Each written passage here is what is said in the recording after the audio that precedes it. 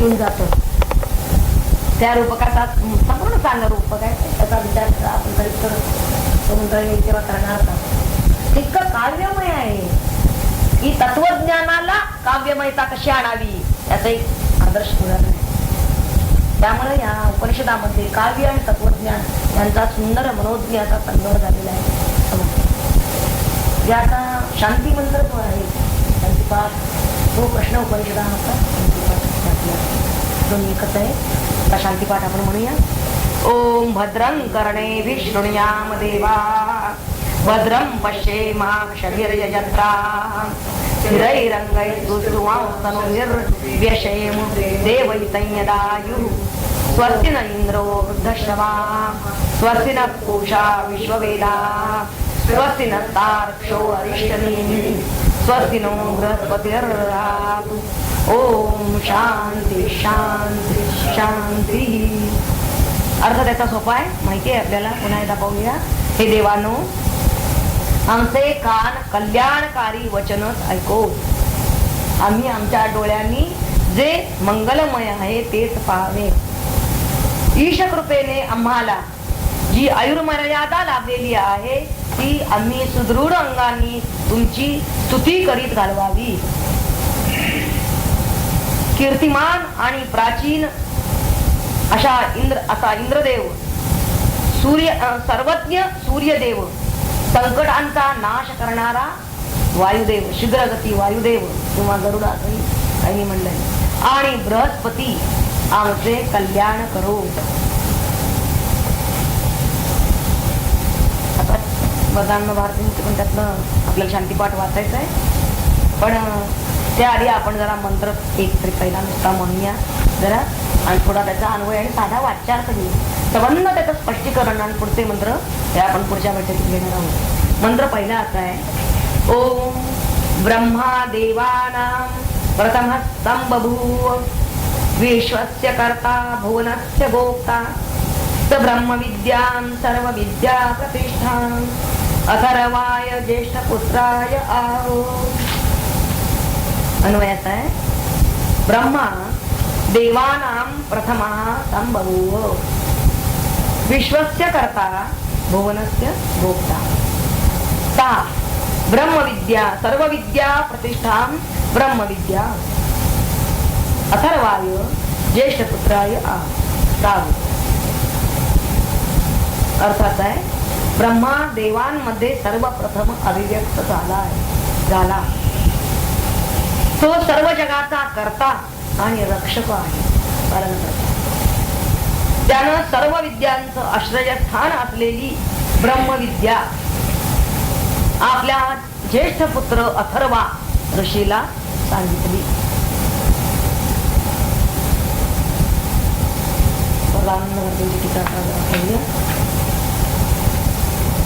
मुंडकोपनिषद. श्री गणेशाय नमः. वंदून वरद नारायण, स्मरून व्हावे सद्गुरु चरण. मुंडकोपनिषदाचे व्याख्यान यथामती आनंदितो. शरीरावयवी मस्तक तेही उपनिषदात मुंडक. प्रसिद्ध जो भाग एक आहे अथर्व वेदात. पर अपर या विभागांनी ब्रह्मविद्या दो अंगांनी, साक्षात्कारी महात्म्यांनी गायली आहे गीताई. ब्रह्मविद्येचा शिरोभाग जणू येथे वर्णिला सांग. उपनिषदाया तेणे योग लाभे मुंडक नामाचा. शांतीपाठाचं विवेचन आहे. ओंकार रूपा निरंजना, दया भगवंता हे दयाघना. उदार होऊनी प्रार्थना देवा आमुची ऐकावी. प्रभो आमुच्या कानावरी शब्द येवोत कल्याणकारी. जेणे समर्थ भूमीवरी हो स्वधर्म यज्ञाची. आमुच्या दोन्ही डोळ्यांना असेच दिसावे नारायण. कल्याणाची साधना जेणे लाभे आम्हाप्रती. अंगोपांगाचं शरीर असो कार्यक्षम सुस्थिर. त्या योगाने आयुष्यभर प्रवृत्त हो सत्कार्या. जी कार्ये भगवंतासी प्रिय होतील सर्वाशी, तीच केवळ करण्यासी जीवनकामी होणे. सर्वजनांचे साधण्याहित घेतले जे आम्ही व्रत. देवगणांचा त्या कार्यात आशीर्वाद लाभो आम्हा. ख्यात आहे त्रिजगती थोर दयाची सत्कीर्ती. इंद्रदेव तो आम्हा प्रती कल्याणकारी हो की. ज्ञानी श्रीमंत म्हणून विश्वदेव हे अधिधान प्राप्त झाले ज्या कारण श्री पुरुषा तो सूर्यदेव करो आमचे कल्याण हो निया करुणा घन सर्व विश्वाचे पोषण वात्सल्याने करितो संकटाचा परिहार चक्र साकरी सत्वर गरुडे त्या कृपा सागर व्हावे आमुच्या कल्याण देवगुरु बृहस्पती विद्वत्तेचा वामपती वर्षवावे आम्हावरती त्याने कल्याण मानवी विविध तापाची असो शांती ज्या योगाने आम्हा प्रती उत्साहाची येईल भरती साधनेच्या प्रयत्नाच्या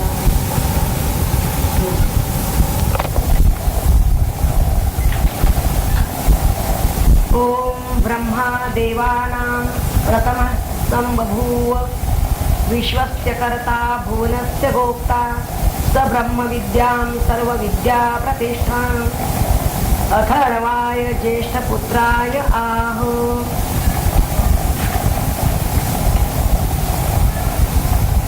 अर्थ त्याचा आपण पाहिलेला आहे की ब्रह्मा म्हणजे ब्रह्मदेव सर्व देवांच्या मध्ये प्रथम हा श्रेष्ठ आहे आणि प्रथम अभिव्यक्त झाला. प्रथम हा संबंध तो विश्वस्य करता सर्व जगाचा करता आहे आणि भुवनस्य भोक्ता तो त्या त्रिभुवनाचा रक्षकही होता. त्यानं सहा ब्रह्मविद्या सर्व विद्या प्रतिष्ठाम अशी सर्व विद्या प्रतिष्ठाम अशी ब्रह्मविद्या सर्व विद्यांचा आश्रयस्थान असलेली अशी ब्रह्मविद्या तिला अथर्वाय कोण हा अथर्व तर ज्येष्ठ पुत्राय त्याचा ज्येष्ठ पुत्र त्याने जे ऋषी निर्माण केले त्यामधला हा प्रथम ऋषी सांगितले अथर्वा किंवा अथर्वन. या अथर्वा ऋषीला ब्रह्मदेवांनी ही ब्रह्मविद्या सांगितली.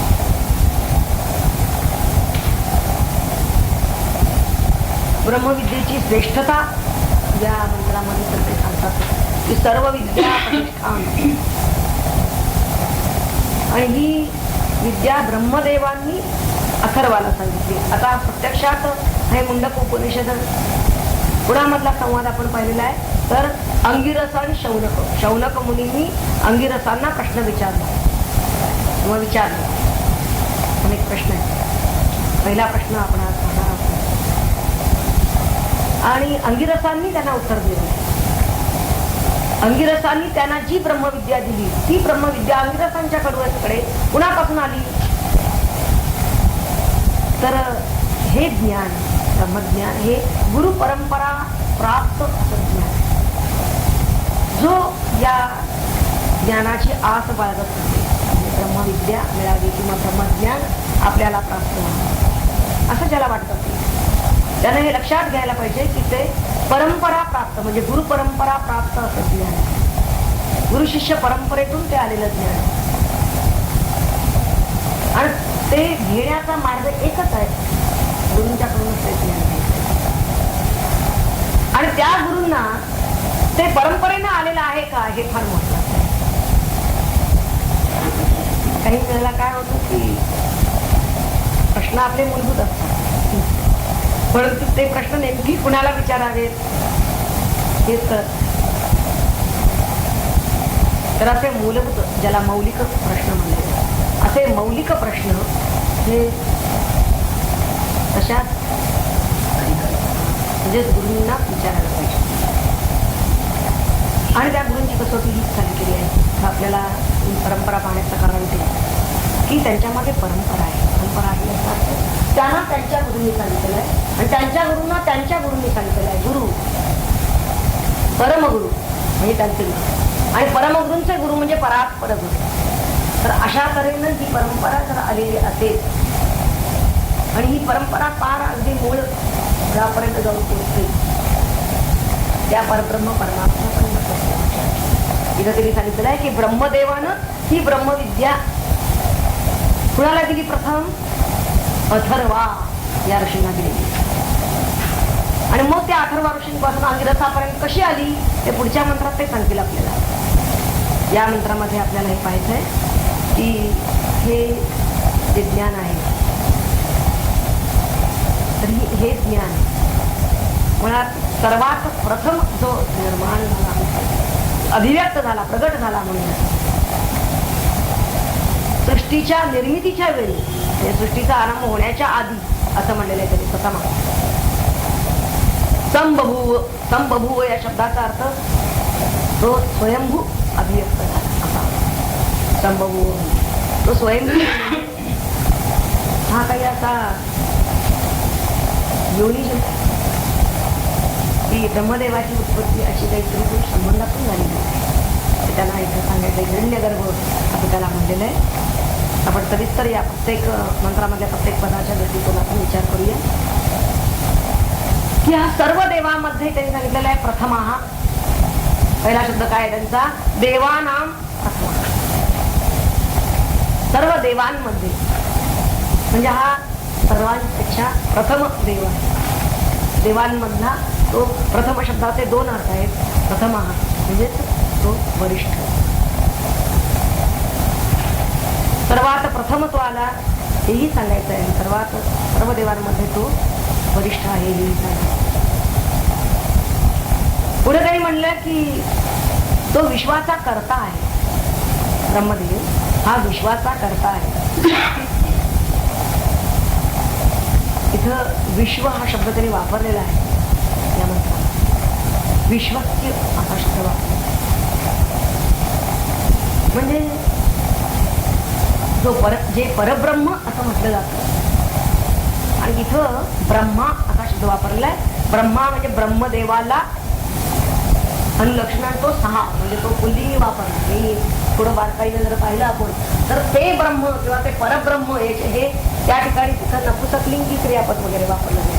म्हणून इथं संबभूव पुल्लिंगी शब्द तरी वापरलेला आहे. आणि तो ब्रह्मा हा शब्द ब्रह्मदेवाला अनुलक्षण, परब्रह्म परमात्म्याला नाही. कारण ही जी विश्वाची आपण जे राहतो विश्वामध्ये त्या विश्वाची निर्मिती करणारा हा ब्रह्मदेव आहे. आणि असे अनंत कोटी ब्रह्मांड आहेत किंवा विश्व आहेत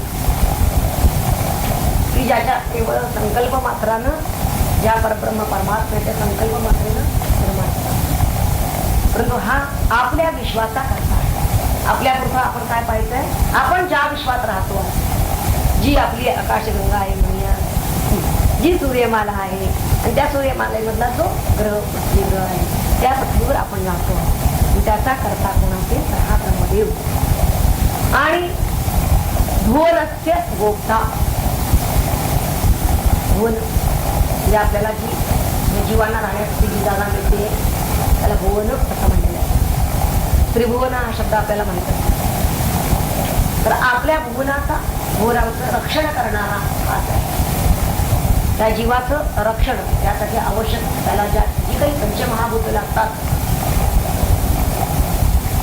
ती नसतील तर तो राहू शकत नाही जीव. म्हणून ह्या भुवनाचा हा रक्षक आहे. त्याला ही आपल्याला उपलब्ध करून दिली आहे. या पृथ्वीवरती आज हवा जी आपल्याला प्राणवायू आहे, वायू आहे, आकाश आपल्याला अग्नितत्व लागतं. सूर्यमाला सूर्य जो आहे ते आपल्याला ऊर्जा आणखी उष्णता प्रकाश देतात. जलतत्व आहे आणि पुन्हा पृथ्वी जमीन जिच्यातून अन्नधान्य वगैरे उत्पत्ती वगैरे. याचा अर्थ भुवनस्य गोप्ता रक्षण करण्यासाठी त्यानं हे सगळं निर्माण केलेलं आहे. हे त्यानं निर्माण केलं नसतं तर नुसतं जीव उत्पत्ती केलेली नाही त्यानं. तर त्या जीवाला जे राहण्यासाठी जे जगण्यासाठी आवश्यक आहे ते सुद्धा त्यानं निर्माण केलेलं आहे. त्या ब्रह्मदेवानं ते निर्माण केलेलं आहे म्हणून त्याला भुवनस्य गोप्ता. आणि तो कसा आहे? वर तो रक्षण निव्वळ एवढं निर्माण करूनच करतोय असं नाही. तर त्यासाठी त्यानं पुन्हा जे 4 वेद म्हणूया उपदेशाच्या रूपानं त्यानं आपलं रक्षण केलेलं आहे. कशा तऱ्हेनं आपण वर्तन करावं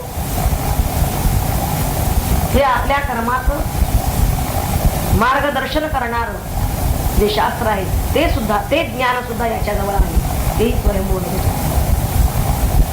म्हणून इथं त्यांनी म्हणलेलं आहे की सर्व विद्यांना आश्रयभूत असलेली किंवा जन्मस्थान रूप असलेली अशी ही ब्रह्मविद्या. यातूनच सगळ्या अनेक विद्या निर्माण झाल्या. अनेक ज्ञान यातूनच बाहेर पडली. अशी ही ब्रह्मविद्या आणि ती त्यानं आपल्या ज्येष्ठ पुत्राला अथर्वाला सांगितली.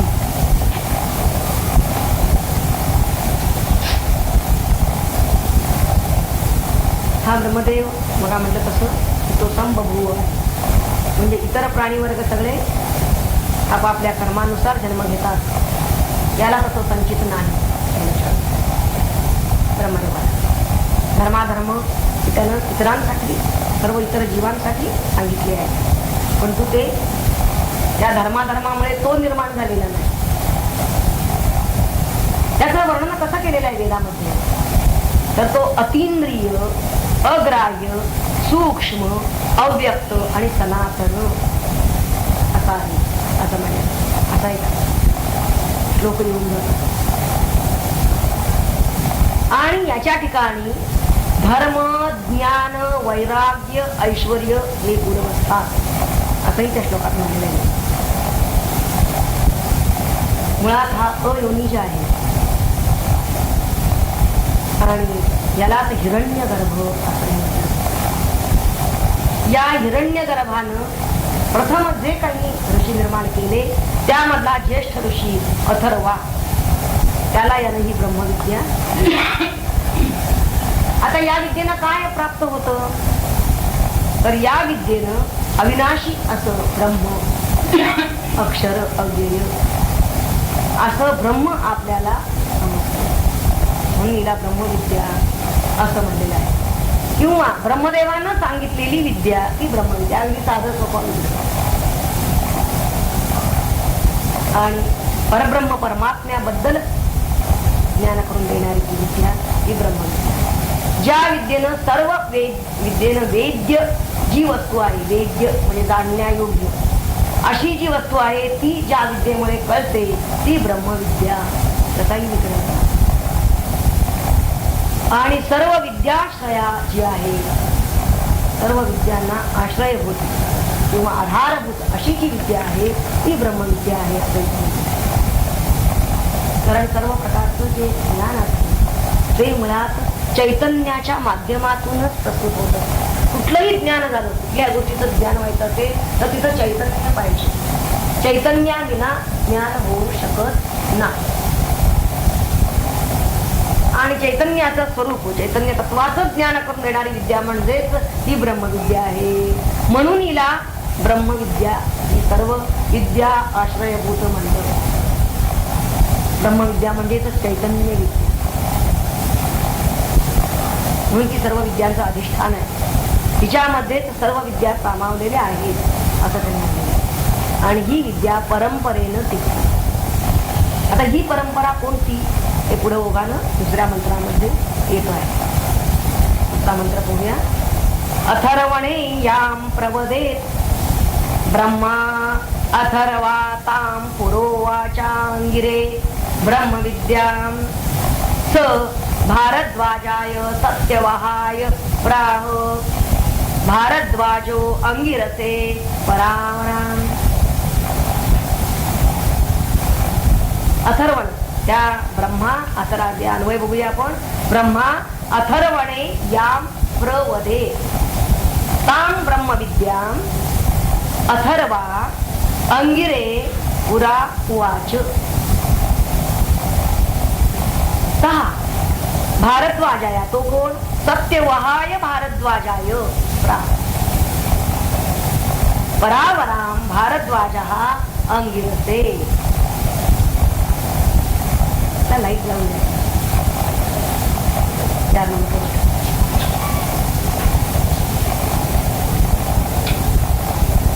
ब्रह्मदेवानं जी विद्या अथर्वाला सांगितली ती त्यानं अंगिराला पूर्वी सांगितली. ब्रह्मदेवानं अथर्वाला जी विद्या सांगितली ब्रह्मविद्या तीच त्यानं अंगिरा, काही ठिकाणी अंगी असा सुद्धा वापरायला, पण इथं स्पष्ट मंत्रामध्ये अंगिरे असं पद येतोय, त्यामुळे अंगिरा दर्शक. आणि त्यांनी ते भरद्वाज कुलोत्पन्न, भरद्वाज कुलामध्ये उत्पन्न झालेले सत्यवाह, ते त्या सत्यवाहांना सांगितले. आणि अशा क्रमाने म्हणजे क्रम कसा गुरूंपासून शिष्याकडे आलेली म्हणजे श्रेष्ठापासून कनिष्ठाकडे निघाली अशी ती विद्या भरद्वाजाने म्हणजे त्या सत्यवाहांनी अंगिरस ऋषींना सांगितली. म्हणजे ब्रह्मदेव, मग अथर्वा, त्यानंतर अंगिरा, नंतर सत्यवाह आणि मग अंगिरस, असे हे ब्रह्मज्ञानी झालेले आहे. तेव्हा या उपनिषदामध्ये सांगितलेली ब्रह्मविद्या या अंगिरस ऋषींपर्यंत गुरु शिष्य परंपरेतून कशी आली याचं उत्तम चित्र या मंत्रामध्ये त्यांनी काढलेलं आहे. त्या मंत्रामध्ये ब्रह्मविद्येला शेवटी त्यांनी परावराम असं म्हणलं. श्रेष्ठ, पर आणि अपर. पर म्हणजे श्रेष्ठ, अपर म्हणजे कनिष्ठ. श्रेष्ठ कनिष्ठ सर्व विद्या विषयांना समावेशक म्हणून तिला परावरा. परावरा या शब्दाचे अनेक अनेक अर्थ उलगडतात आणि ते आपण तितके पदर पाहायचे. श्रेष्ठ कनिष्ठ अशा सर्व विद्या विषयांना समावेशक आहे. पर आणि अवर. गुरु हे पर म्हणजे श्रेष्ठ आहे आणि त्यांच्याजवळ जो शिष्य आलेला आहे तो निश्चितच त्यांच्यापेक्षा कनिष्ठ आहे. सुरुवातीला आलेला आहे तेव्हा त्याच्यामध्ये ते संक्रमित करतात ही विद्या, म्हणून तिला परावराम असं म्हणलेलं आहे. तेव्हाही वरून खाली वाहत आहे. पहा तुम्ही पाणी अनारात आहे, तेव्हा हा प्रवाह जो ज्ञानाचा प्रवाह वाहत यायचा असेल तर तो वरून वरच्या दिशेने खालच्या दिशेकडे, वरकडून अपरकडे जात असतो. असं संक्रमण याचं ज्ञानाचं चालू असतं आणि ते यानं या विद्येमध्ये आहे, अनुष्ठित आहे. आणि पुन्हा ही परंपरेनं प्राप्त होते म्हणून मी तिला परावरा असं म्हणलेलं आहे. कारण या परंपरेमध्ये असणारी ही ब्रह्मविद्या देणारे जे कोणी आहेत, ते दाते जे आहेत ते ब्रह्मज्ञानीच असतात हे महत्व. अथर्वा ऋषींनी अंगिराला ही विद्या दिली आणि अंगिराने सत्यवाहाला दिली आणि सत्यवाहाने अंगिरस ऋषींना दिली आणि आता अंगिरस ऋषी हे शौनक ऋषींना ही विद्या देणार. म्हणून तिसऱ्या मंत्रामध्ये हा पुढचा भाग येतोय पहा. शौनको हवै महाशालो अंगिरसं विधिवद् तसत् उपसन्नः पप्रच्छ. जरा संगीत पुढून वाचलं. कस्मिन्नु भगवो विज्ञाते सर्वमिदं विज्ञातं भवति. अन्वय आधी बघूया. महाशालः शौनकः हवै अंगिरसं विधिवत् उपसन्नः पप्रच्छ. काय विचारलं त्यांनी? भगवा कस्मिन्नु विज्ञाते इदं सर्वं विज्ञातं भवति इति. फार फापट पसरा लावलेलं नाही की कारण नेमकं विचारता येत नाही. इथं नेमकं कसं विचारावं थोडक्यात सूत्रबद्ध पण गाड्यात अर्थ असा बघूया. महाशाला मोठा गृहस्थाश्रमी असा हा शौनक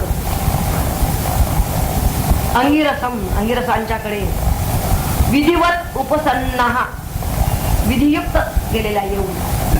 उपसन्नाह त्यांच्या समीप आलेला आहे पण विधियुक्त आलेला आहे. विधियुक्त म्हणजे कसा? विधियुक्त याचा अर्थ हातात समिधा घेऊन. गुरूंच्याकडे जायचं झालं की हातात समिधा घेऊन जायला. पप्रच्छ त्यांना विचारता झाला किंवा विचारलं. भगवा हे भगवान खरोखर कस्मिन विज्ञाते इदं सर्वं विज्ञातं भवति. खरोखर काय जाणलं असता किंवा कोणाला जाणलं असता हे सर्व ज्ञात होतं किंवा हे सगळंच जाणलं जातं. प्रश्नाचा विचार की जे एक जाणलं असता सर्व तो जाणणारा हा सर्वज्ञ होता. असं ते काय आहे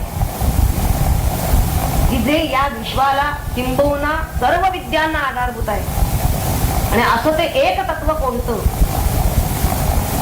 की ज्या एका वस्तूच्या ज्ञानानं सर्वविध होता येते. शौनकांनी या अंगिरस ऋषींना विचारलेला प्रश्न हा तसा मौलिक आहे.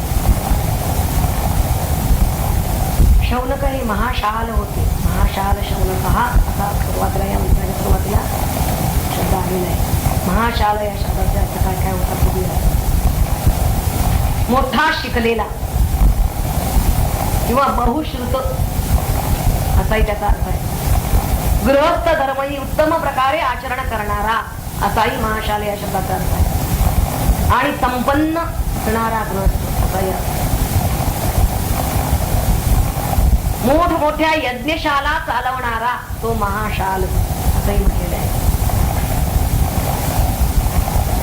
वेद वेदांगांचं ज्ञान असणारा असा हा महाशाल शौनक. म्हणजे आलेला आहे तो कोणी सामान्य नाही. हे एका शब्दातून सांगायचंय त्याला. तो सामान्य आलेला नाहीये.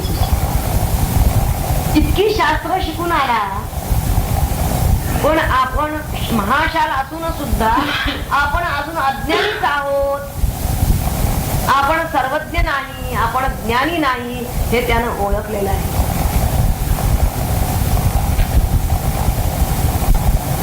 म्हणजे थोडक्यात आपल्याला काय अजून कळलेलं नाही, कशाचं अज्ञान आहे हे ज्याला कळलं, आपल्या अज्ञानाची जाणीव,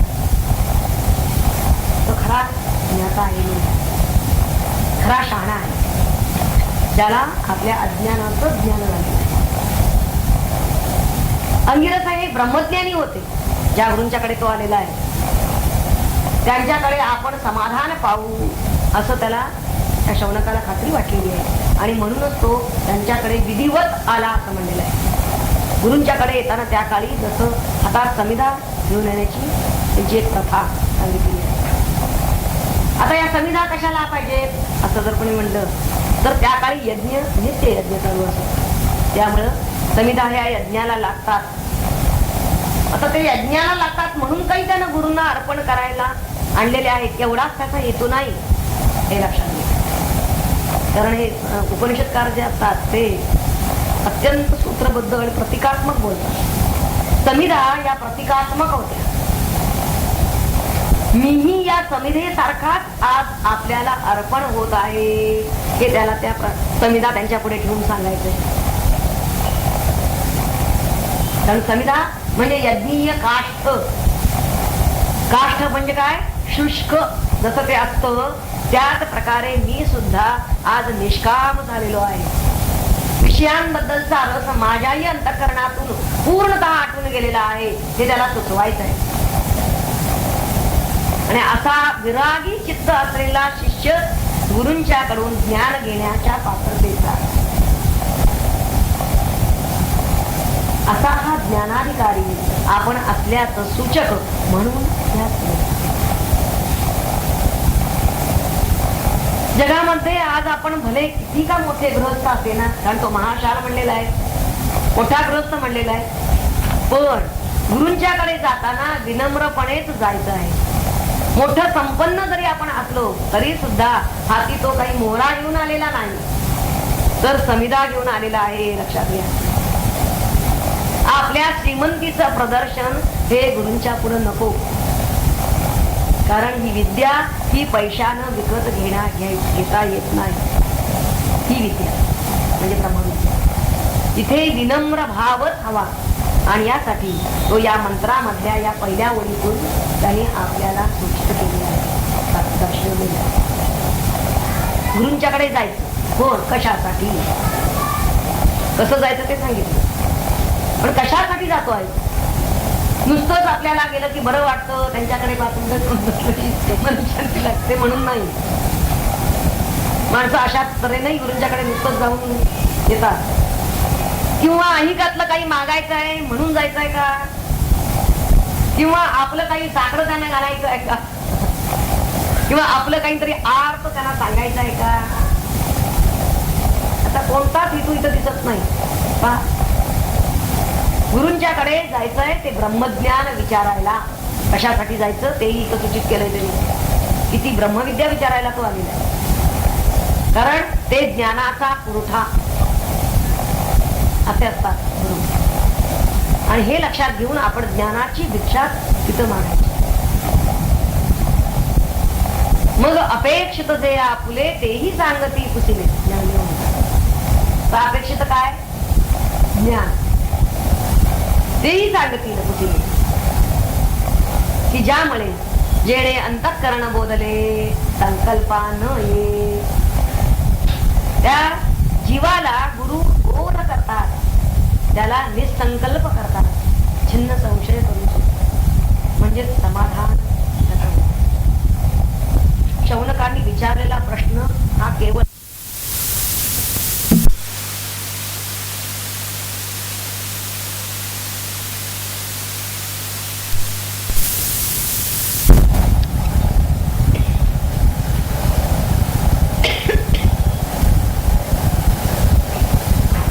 अर्जुनाचे व्याजे गीता प्रकाशित श्रीराजे संसारा एवढे थोर ओझे फिरले जगाचे असं ज्ञान झालं. तसं तिथं हा जो प्रश्न विचारलेला आहे, मुंडक उपनिषदाचा पहिला प्रश्न विचारला. हा कशासाठी विचारला त्यांनी? फक्त त्यांचंच कल्याण झालं असं नाही,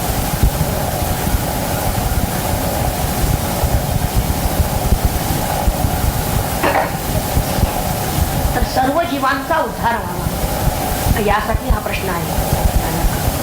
सर्व ज्ञान ज्याला म्हणलेलं आहे, किंवा सर्व ज्ञान परिपूर्ण ज्ञान, की जे जाणलं असताना तर आणखीन काही जाणायचं राहत नाही असं त्यांनी सगळं ज्ञात होतं. म्हणजे ते ज्ञान परिपूर्ण आहे. असं परिपूर्ण ज्ञान ज्याला म्हणलेलं आहे ते काय आहे?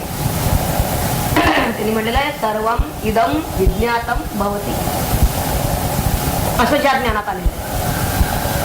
इदम असा ज्याचा निर्देश केला जातो. इदम याचा अर्थ हे म्हणजे ठराविक मर्यादित दृश्य. हे म्हणजे आपण दाखवतो ते दृश्याचा निर्देश असतो. म्हणजे हे सर्व दृश्य ज्यानं किंवा ज्याच्यामुळे जाणलं जातं. इदम सर्वम विज्ञातम भवती. असं ते काय आहे असा प्रश्न आहे.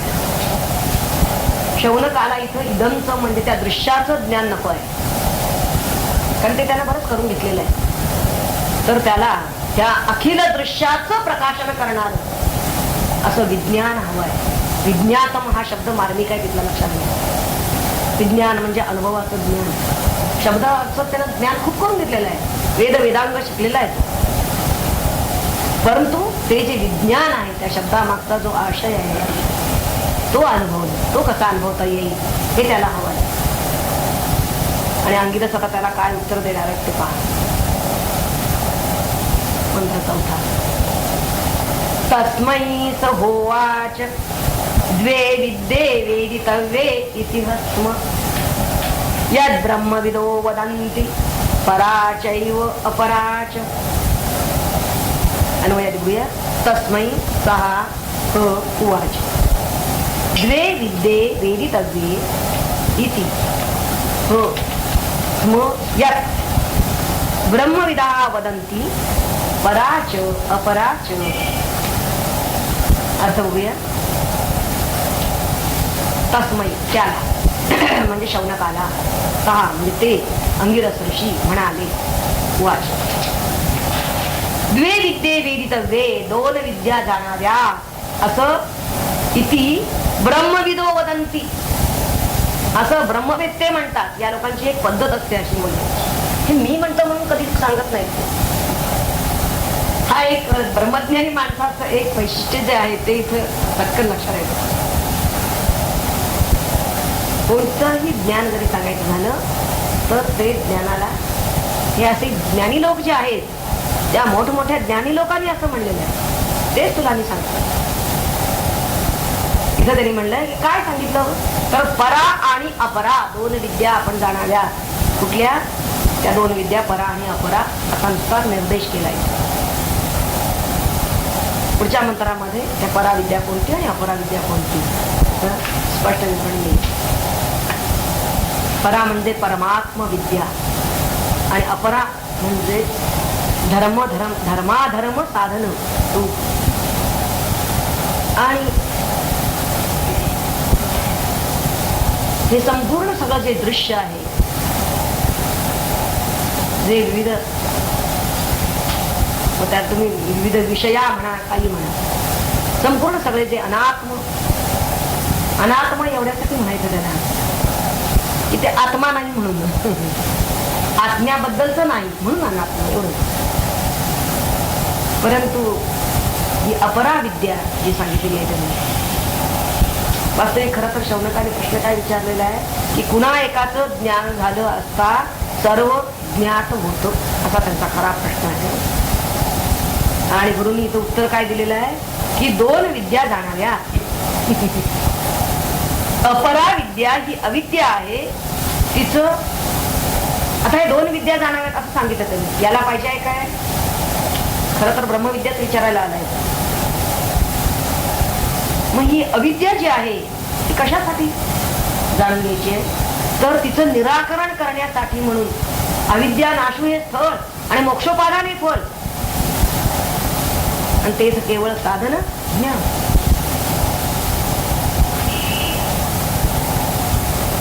निराकरण करण्यासाठी म्हणून तिचं स्वरूप जाणून घेणं आवश्यक आहे. जसं शेवाळ बाजूला केल्याशिवाय आपल्याला पाणी दिसू शकत नाही, म्हणजे शेवाळ बाजूला करणं हे अनिवार्य ठरतं.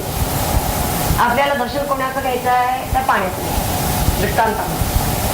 असं ज्याला आत्मदर्शन करून घ्यायचं आहे, त्या आत्मदर्शनावर होण्याच्या आधी जो मला आडळू आहे, अडथळा आहे, तो बाजूला करायला पाहिजे. ती अविद्या आहे, हा अविद्येचा पडदा, तो बाजूला पाहिजे. म्हणून इथं पूर्व पक्षाचं निराकरण करून मगच सिद्धांत सांगावा, ही जी एक पद्धत आहे, हा क्रम जो आहे तोच इथं त्या गुरूंनी अंमलात आणलेला आहे. तेव्हा त्या अविद्येचं निराकरण करायचं, कारण तिचं स्वरूप समजून घेण्याचं, स्वरूप समजून घेण्यासाठी म्हणून तिचं ज्ञान करून घ्यायचं. अविद्या स्वरूप अशी जी अपरा विद्या, तीही इथं जाणायला सांगितली, ती तेवढ्याच. आता अंगिरस आपल्या विवरणाची सुरुवात अतिशय शास्त्रीय पद्धतीने इथं करता येते. आधी सर्वज्ञानाचं ते सगळं वर्गीकरण करतात, ही परा आणि अपरा असं 2 विभागात त्यांनी टाकलेलं आहे सगळ्या विद्याने. जी मुळात अपरा म्हणजे अविद्या, म्हणजे विद्यमानच नाही, तिचं स्वरूप आधी समजावून घ्या असं ते सांगतात. म्हणजे काय नाही ते आधी समजलं की मग काय आहे ते आपल्याला नक्की कळतं, आणि मग तेच दृढ करता येतं, पक्का बोध व्हायचा असेल. कारण परा या शब्दाचा दुसरा एक अर्थ आहे परम, अमर्याद. अमर्याद म्हणजेच ब्रह्म. ब्रह्म हे अमर्याद आहे, ते परम आहे, श्रेष्ठ आहे, तसंच अमर्याद आहे, ह्या सगळ्याच्या अतीत आहे. परा म्हणजे पलीकडे आहे. आणि अपरा विद्या मात्र मर्यादित आहे, ती स्थलकालाने मर्यादित असते, कारण ती इंद्रियांच्या माहितीवर आधारलेली असते. इंद्रियांच्या जी ज्ञानेंद्रिय आहेत 5, त्या ज्ञानेंद्रियांनी जे काही ज्ञान करून दिलेलं आहे त्यावर आधारित ते ज्ञान आहे, म्हणून ती अपरा विद्या. आणि जे अखिल दृश्याचं क्षेत्र आहे, दृश्य म्हणजे केवळ डोळ्यानं दिसणारं नव्हे, तर आपल्याला जाणवणारं ते सगळं अखिल दृश्य त्या सगळ्यात जात. मग कानाने पाहिलेला ऐकलेला शब्द सुद्धा दृश्य मध्येच जाईल. दृश्य हा सिंबॉलिक शब्द आहे. इंद्रियांना जाणवणार ते सगळं अखिल दृश्य. या दृश्याचं क्षेत्र स्थलकालाने मर्यादित असतं, आणि म्हणून ते ज्ञान, त्या दृश्याचं ते ज्ञान हे पूर्ण ज्ञान होऊ शकत नाही. आज आम्हाला एक दिसलं, उद्या दुसरं दिसतं. डोळे तेच आहे, पाहणाराही तोच आहे. म्हणजे इंद्रियांवर आपण कितपत भरोसा ठेवू शकतो. तेव्हा स्थलकाल व्यक्ती सापेक्षता ज्याला येते या ज्ञानाला, म्हणून हे परिपूर्ण ज्ञान होऊ शकत नाही. उलट जे ज्ञान इंद्रियांच्या पलीकडे मुळात आरंभ करते त्याचं क्षेत्र ही अमर्याद आहे, आणि ते प्राप्त झालं असता आपल्याला पूर्ण समाधान मिळू शकते. आणि अशा या आत्मदर्शनाची तळमळ या शौनकाला लागलेली आहे.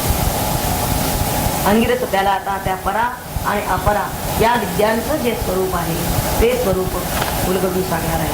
ते थोडक्यात जरा स्वरूप तो मंत्र तरी पाहूया आणि मग आपल्याला साधारण भारतींची टीका वाचायची. मंत्र 5व्या मध्ये 2च वाक्यामध्ये त्यांनी सांगितलेलं आहे परा विद्या म्हणजे काय आणि अपरा विद्या. आधी अपरा विद्या घेतलेली आहे ते विशेष आहे. अपरा विद्या त्यांनी आधी सांगितलेली आहे हे लक्षात घ्या.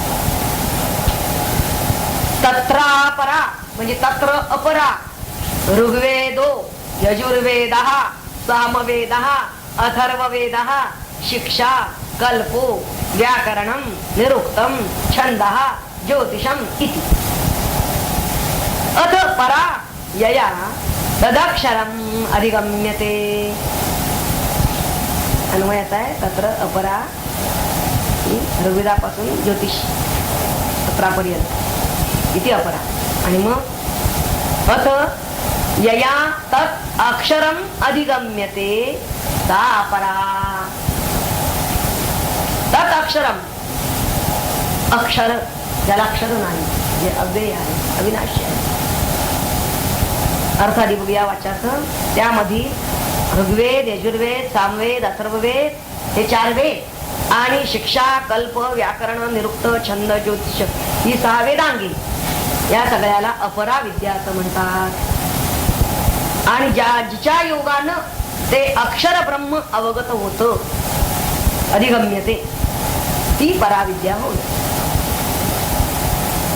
4 वेद 6 वेदांग ही अपराविद्या मानलेली आहे. कारण वेद ज्याकडे अंगुली निर्देश करतात ते ब्रह्मज्ञान म्हणजेच पराविद्या.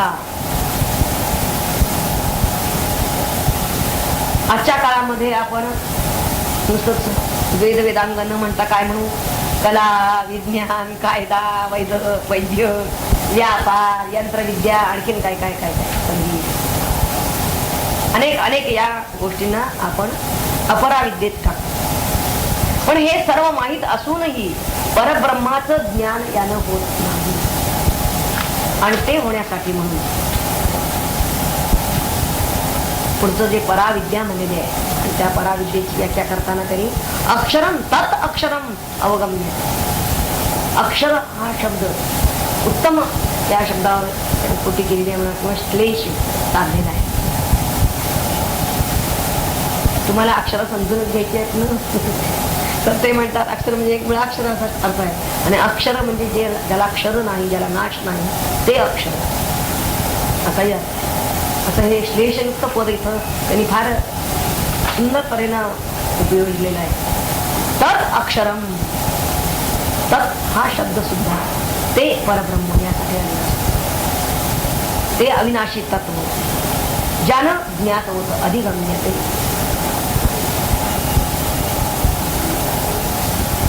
अशी ती पराविद्या आहे. म्हणजे पराविद्येबद्दल इथं काय त्याच्यामुळं कळेल आपल्याला एवढंच सांगितलं थोडक्यामध्ये. आपण आधी पहिल्या जे मंत्र आहेत ना आधीचे झालेले 4 मंत्र त्या 4 मंत्रांवरची वाक्यांची टीका वाचली.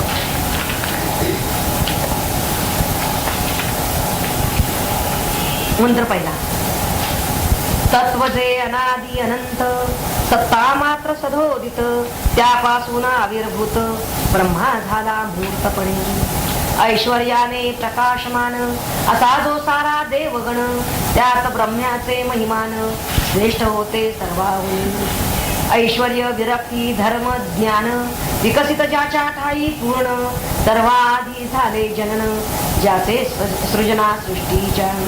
सामान्यांचा व्हाया जन्म कारण असती धर्माधर्म तसे कोणतेही कर्म बंधक यासी नव्हते की.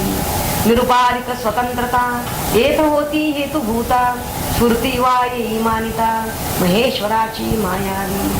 या ब्रह्म्याने निर्मिली त्रिगुणात्मक सृष्टी सागळी प्रसिद्ध हाची भूमंडळी पालक म्हणून विश्वाचा. मानस पुत्र जे कायाचे नियंते झाले लोकांचे त्यातील वडिल पुत्राचे अथर्वा हे नाव होते. येथे एक घ्यावे चित्ती ही मरकटाची संतती माणूस नाही निश्चिती उतरासे तो अमृताचा सृष्टी तिला आपोआपी मान्य न वैदिका. हा हा कशाला कुणावर आहे? डार्विनच्या सिद्धांतावरती आहे. हा कशाला मरकटाची संतती नाही, माकडाचा माणूस झाला अशी जी उपपत्ती डार्विनने सांगितलेली आहे ती नाही सांगायची. सृष्टीतील आपोआपी मान्य न वैदिका कदापि ईश्वर नाकारण्या तोटी युक्ती जी का तार्किकांची अधिक चांगले व्हावयाचे एकानंतर दुसरे येते रूप धारण करते येते इच्छे प्रमाणे कर्त्याच्या म्हणून वैदिक परंपरा विकास नामानी खरा निश्चयाने ती ईश्वरा मानवाचा पिता म्हणी असो प्रगत मनुष्य जाती सदा असावी भूवरती म्हणून ज्येष्ठ पुत्राप्रती ज्ञान देई ब्रह्मदेव जे ज्ञानाचे ही ज्ञान ज्या म्हणती आत्मज्ञान प्राप्त झाले अभिधान दयासी ब्रह्मविद्या हे सर्व विद्याची आधार जिचा आहे खरोखर तिच्या योगाने हितकर साऱ्या विद्या होती जगी. मंत्र दुसरा.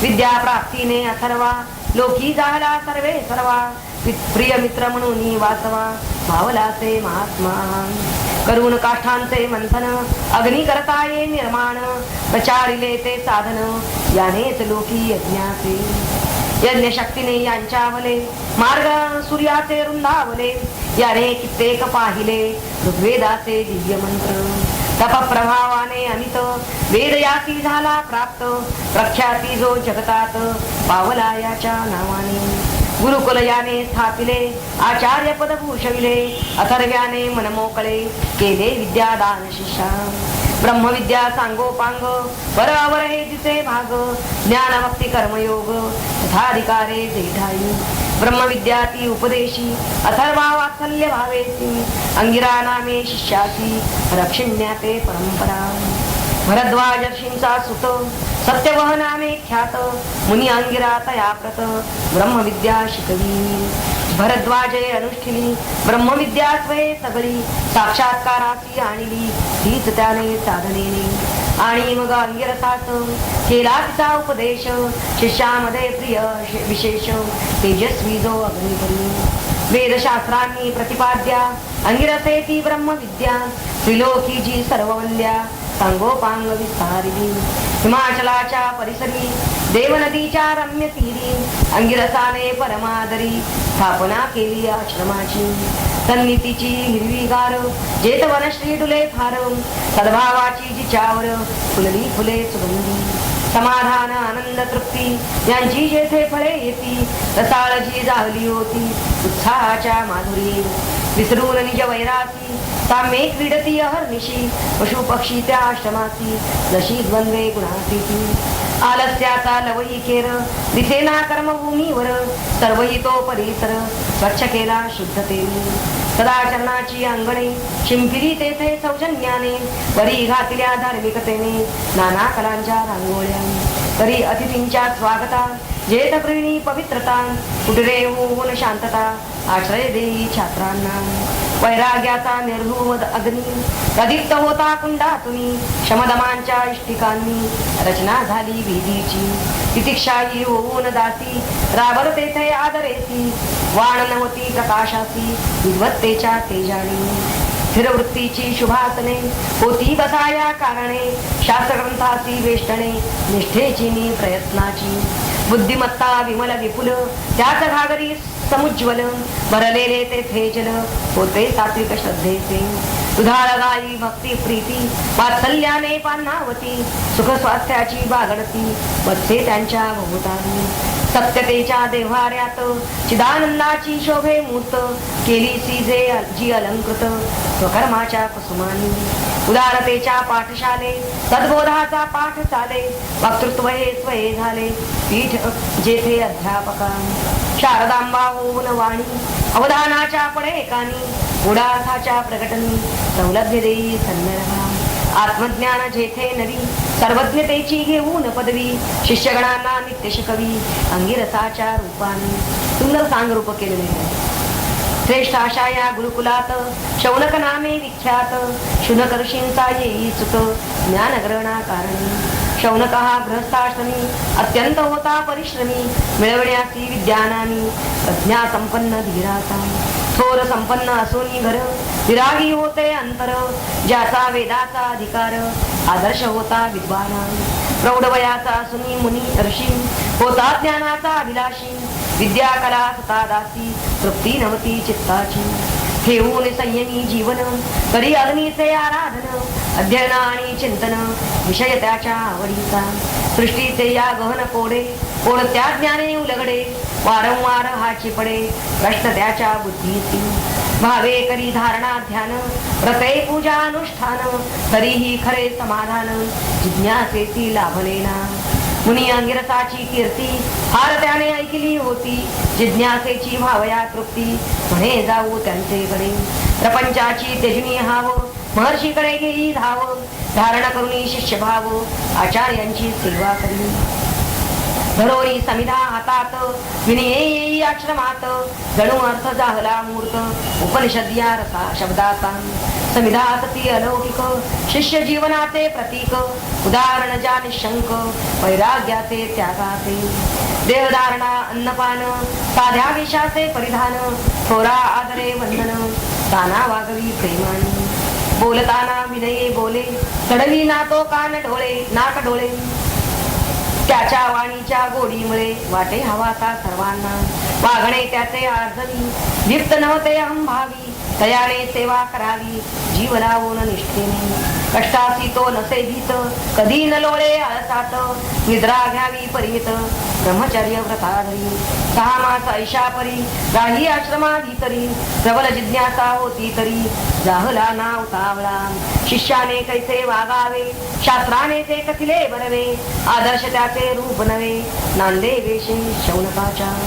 बाहून विनयी वर्तन, गुरु झाले सुप्रसन्न, प्रेमे जवळ बोलावून शौनकासी विचारिले. इच्छा कोणती धरू नवरी, रावसी भावे माझ्या घरी, प्रौढ वया पाहून भारी, आश्चर्य वाटे मजलावी. दिसोन येते विद्वत्ता, तुझी वागता बोलता, मग काय शिकण्या करता आला ती या आश्रमासी. गुरुचरणी मस्तक ठेवून बोलला शौनक, जाणिल्याने काय एक, हो सारे जाणिता येईल. श्रुतिशास्त्राची शक्ती परी, सेवा काही घडली करी, तरी ना संतोष अंतरी, लाभ काही जागल्याचा. म्हणून या आपुले चरण पाहिले, सांगा दया घन, ज्ञान कोण दे समाधान, सारे काही जाणल्याचे. विविधतेने भरला खरा या सृष्टीचा पसारा, थांग त्याचा लावणे पुरा, जन्म न शक्य न जन्म जन्मांतरी. नाना विषय नाना मते, निर्मिती नाना शास्त्राते, शाखोपशाखांनी तयाचे, येतेही ना मोजावया. परस्पराहून वेगळी शास्त्रेही असती सगळी, ज्ञान एकाचे कामामुळे येत नाही दुसऱ्याचे. मानवाचे आयु किती, त्यात नाना विघ्ने येती, जिज्ञासेची लाभण्या तृप्ती, काय काय शिकेल तो. म्हणून आहे विनवणी नम्रपणे आपुल्या चरणी, सूत्र बोधावे मजला गुणी, विश्वाच्या या पसाऱ्याचे. तेव्हा महर्षी अंगिरस आनंदित झाले विशेष, म्हणती चांगला केलास प्रश्न माते एठाई. मुळाकडे जावयाची इच्छा नसते कुणाची, विस्ताराच्या विविधतेची भीड पडते सर्वांना. परी चतुर तू अत्यंत, विवेक जागृत अंतरात, म्हणून जाऊनी खोलात मुख्यतेची विचारिती. विरळा जिज्ञासू तुझ्या सम, आनंदले हृदय मम, सार्थक झाले आश्रम, विद्यादाना स्थापिल्याचे. व्हावया निज समाधान, ऐक ठेवून अवधान, जाणून घ्याव्या शादोन, विद्या आहेत शौनका. एकी लागी म्हणती अपरा, दुसरी सी मानती परा, निर्णयाचा साजरा ब्रह्मवेत्यांनी केला ते. ज्ञानस्वरूप आणि व्याप्ती लक्षामध्ये घेऊन पुरती, परा अपरा इशारिती, नावे दिली त्या विद्यांना. उपयोगी जी व्यवहारा, विद्या ती जाणणे अपरा, मिळवणी देई अक्षरा, परा विद्या मानवासी. अपरा विद्येचे प्रकार ऋग्वेदादी वेदचार, ज्यांची नावे सविस्तर यजुस्साम सर्वही. शौनका प्रत्येक वेदाची अंगे 6 असती साची, क्रमाने नावे त्यांची सांगत होती ऐकावी.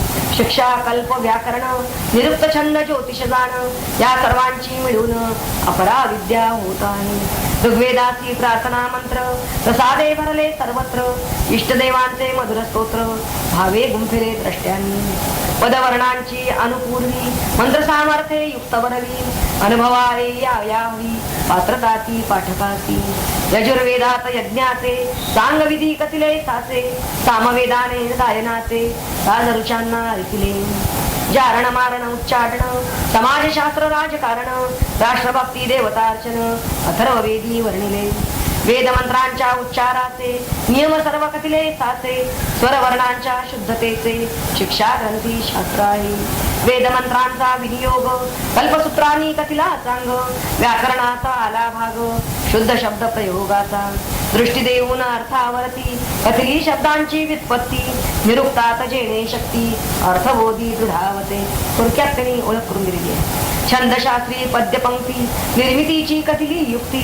अक्षर संख्येची निश्चिती लघक्रमाच्या आधारे ज्योतिषाने कालशुद्धता कळे सर्व कर्मा करिता लागते की अनुकूलता राधींची सर्व ठाई उपयुक्त ऐक जीवना सर्व असे सर्व विषय जाणा अंगोपांगे सुलक्षणा जाणे अपरा विद्येची आयुर्वेदादी उपवेद म्हणून अपरेचेच भेद या अपरेने प्रसिद्ध जीवनाचे सफलावे अपरा विद्या अनुभवी शरीर सौख्याकडे वळवी परी तेथना लाभे पदवी सन्नतेची शांतीची म्हणून मानवी जीवाप्रती पराविद्येची असे महती जिच्या योगे होते प्राप्ती अक्षराची आनंदी गणून अपरा विद्येची अपमानिले ना वेदासी उपेक्षिलासे शब्दराशी येथे वेद या शब्दाने उपनिषद ही अंतर्भूत आहे वेद या शब्दात जीन साक्षात्कार येत अपरा विद्या तारीती परमात्म्याच अक्षर म्हणती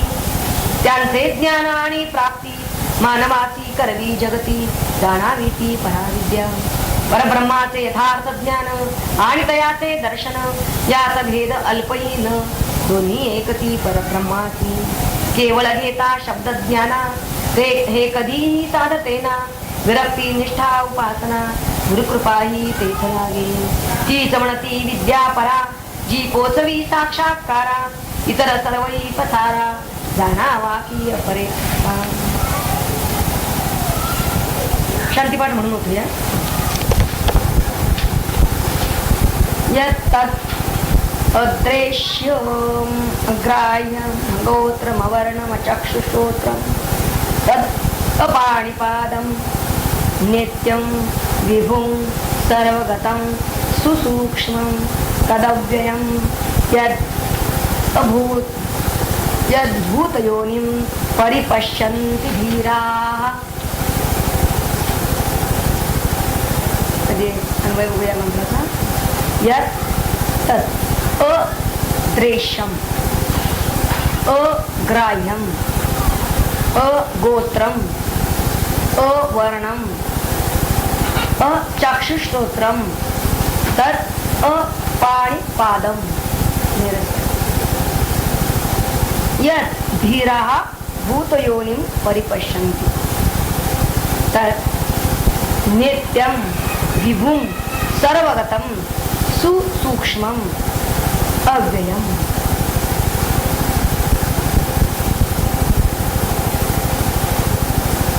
हा मंत्र मुंडकोपनिषदामधला अत्यंत प्रसिद्ध असा मंत्र आहे.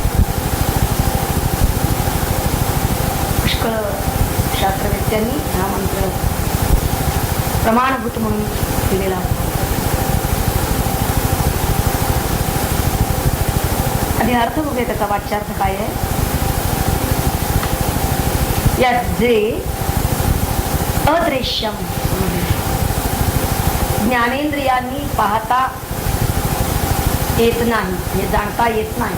पाहणे हा शब्द जाणणे विज्ञानवाचक घ्यायचा नाही, जाणणे यात ज्ञानेंद्रियांनी ज्याला जाणता येत नाही, जे कर्मेंद्रियांनी घेता येत नाही, ग्राह्य ग्रहण करता येत नाही, आणि जे अगोत्रम जे मूलरहित आहे, अवर्णम म्हणजे गुणरहित आहे, जे अचक्षुश्रोत्रम म्हणजे डोळे आणि कान नसलेले, अपाणिपादम म्हणजे हात आणि पाय नसलेले. आणि मग ते आहे कसं असं असं नाही, असं नसलेलं म्हणता म्हणता आहे कसं हे पण सांगितलं पाहिजे. नित्यम नित्य आहे, सनातन आहे, शाश्वत आहे. विभूम विविध रूपांनी होणार आहे. सर्वगतम सर्व